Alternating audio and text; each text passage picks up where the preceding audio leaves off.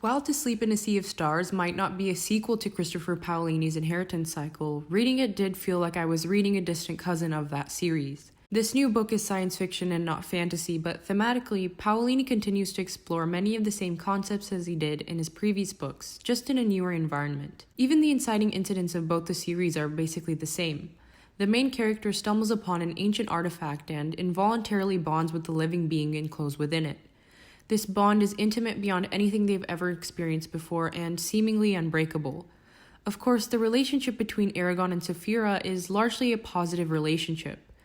What we see in To Sleep in a Sea of Stars is a little more complicated than that. Kira Navarez, the protagonist, accidentally discovers an ancient ruin during a routine mission on a planet that's being prepared for human colonization. She ends up playing an unwilling host to an alien organism after this chance encounter, and her discovery sets off an interstellar war. The rest of the book deals with the race to prevent humanity from extermination by a more technologically advanced species. It's really not the most unique plot, and I think that a lot of hardcore science fiction fans will find this book too basic, for the lack of a better word, because of that. It wasn't a terrible book, but there are a lot of tropes used in it that have already been done and honestly been done better. One book that kept coming to mind was Pushing Ice by Alastair Reynolds, which is also a first contact story. Pushing Ice happens to be one of my favorite books of all time, and I think the reason why I love that book so much is because instead of all these huge apocalyptic stakes, Reynolds focuses in on a more intimate cast of characters, actually fleshing out the human conflict as much as the external alien threat. The result is an unforgettable, searing examination of human nature. I make that comparison because I think that it sheds a lot of light on the biggest problem I had with To Sleep in a Sea of Stars. The protagonist and the human conflict was just exceedingly bland. Kira Navarez is motivated by a love of life. She's a xenobiologist, so that much at least makes sense. She wants to save all of humanity and even the aliens. She wants peace. These are noble motivations, and some of my favorite characters like Rand al'Thor from Wheel of Time have similar driving forces behind their characters. But the problem is that the personal stakes for Kira are not well developed. She has a family that she worries about, but her relationship to her family is superficial, and we don't spend much time on it at all. There are certain events that occur earlier on in the book that I think were interesting in theory, but in execution they're not quite as impactful as they could have been. This kind of comes down to two things. This event happens too early on in the story, before we have a real chance to form connections with the characters, and two, the way this event was revisited was not, to me, a sufficient enough unpacking of the trauma it would have caused Kira. The fact that Kira's motivations are so generic really robbed the story of any pathos it might have had. We live in the age of superhero movies, and world-ending sagas are a dime a dozen. At a certain point, the scale of loss is just incomprehensible, so it is imperative that we have some sort of emotional investment in the story. Take Marvel, for example. At the end of Avengers Infinity War, it's sad that millions of people have been dusted.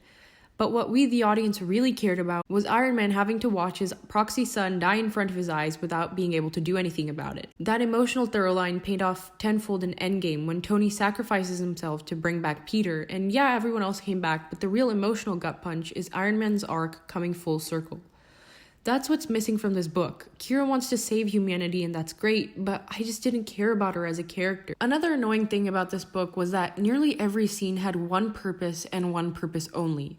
Whether it was to introduce a character's backstory or more information about the world building, it felt super obvious, like, okay, this is a character scene, this is a background scene, or this is a world building scene, as opposed to just a scene feeling organic and working on multiple levels to achieve different things at the same time.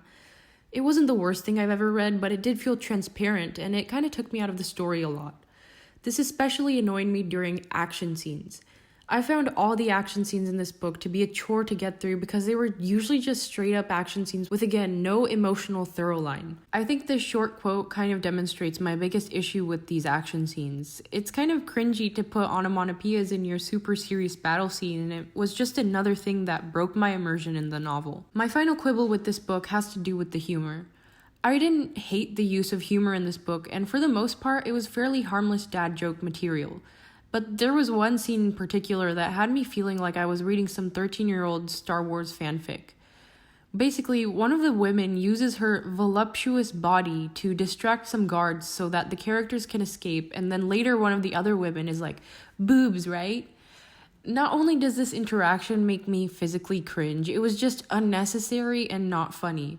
It's a very dated kind of humor that felt out of place in a book that was released in 2020. So, I had a lot of bad things to say about this book, but I didn't hate everything. I mentioned in my intro that Paolini explores a lot of the same concepts in the inheritance cycle as he does in this book.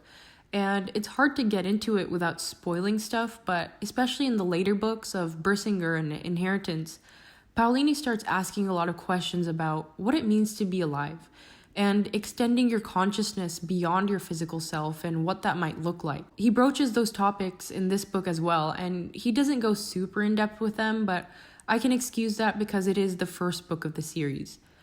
I also think that Paolini can sound a little like r/I am 14 and this is very deep, and that comes back to just bad writing, to be honest. But I could see what he was trying to do, and it was interesting overall. That's why, despite all my gripes with this book, I would still read the next book in the series. I think that Paolini has improved a lot as a writer from the Inheritance cycle, and it makes me optimistic that he'll be able to continue improving and get better with each book that he puts out in this new world.